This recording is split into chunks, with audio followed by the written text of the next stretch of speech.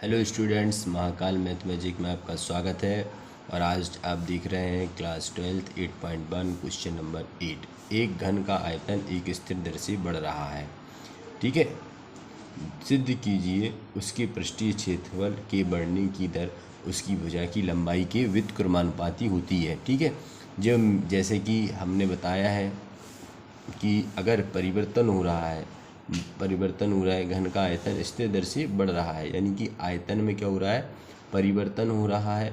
उसे हम क्या लिख लेंगे, के कांस्टेंट, यानी स्थिर दर है तो स्थिर दर से बढ़ रहा है। जैसे जैसे क्वेश्चन कहता है वैसा वैसा हमें करना है। ठीक है, फिर हम मान लो यहाँ हम मान लेते हैं, माना घन की भुजा कितनी हो जाएगी, अपनी घन की भुजा हो जाएगी हमारी भाई x मान लेते हैं। ठीक है, और आयतन का फॉर्मूला क्या होता है, घन के आयतन का फॉर्मूला होता है x3।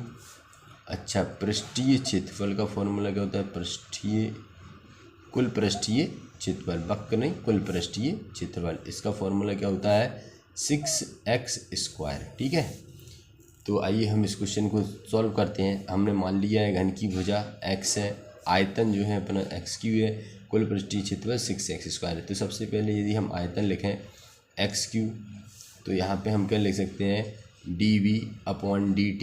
t के रिस्पेक्ट में हमने क्या किया, इसका अवकलन किया, तो यहाँ हो जाएगा 3x² dx/dt। ठीक है, 3x² dx/dt, ये हमें क्या हो गया, इसका आयतन मिल गया।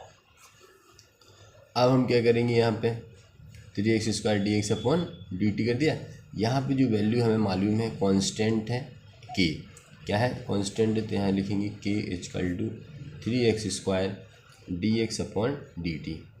अगर हम यहाँ से dx/dt की वैल्यू निकालेंगे तो k/3x² dx/dt। ये अच्छा, इस पर छाया पड़ रही है तो थोड़ा लाइट जलाएंगे। ओके, ठीक है, तो यहाँ पे हमें क्या मिल गई है, dx/dt की वैल्यू हमें मिल गई है।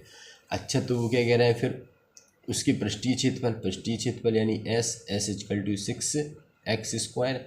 तो इसका हम फिर करेंगे differentiate with respect to x के रिस्पेक्ट में अगर डिफरेंशिएट करेंगे तो dx/dt = 6 दूनी 12x और dx/dt। ठीक है, dx/dt की जो वैल्यू है हम यहाँ से रख देंगे इसमें, तो यहाँ क्या हो जाएगा, ds/dt = 12x, यहाँ हो जाएगा k/3x²। एक x से एक x कैंसिल हो जाएगा और यहाँ पे 3 को 12। तो यहाँ पे अगर हम लिखना चाहें तो ds/dt = 4k/x, और वो क्या कह रहे हैं, उसकी भुजा की लंबाई के व्युत्क्रमानुपाती है। ठीक है, तो यहाँ पे हम, ये कांस्टेंट है 4k, क्या है, एक नियतांक है, तो इसको अगर हटाएंगे हम तो यहाँ क्या हो जाएगा, ds/dt 1/x। यही हमें क्या करना था, सिद्ध करना था। तो देखो, इस क्वेश्चन में कुछ था नहीं, लेकिन हमने इसे सिद्ध कर दिया है, क्योंकि वेरी इजी क्वेश्चन था। तो आपको आई होप ये समझ में आएगा।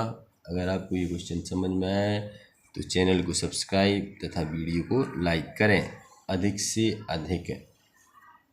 धन्यवाद।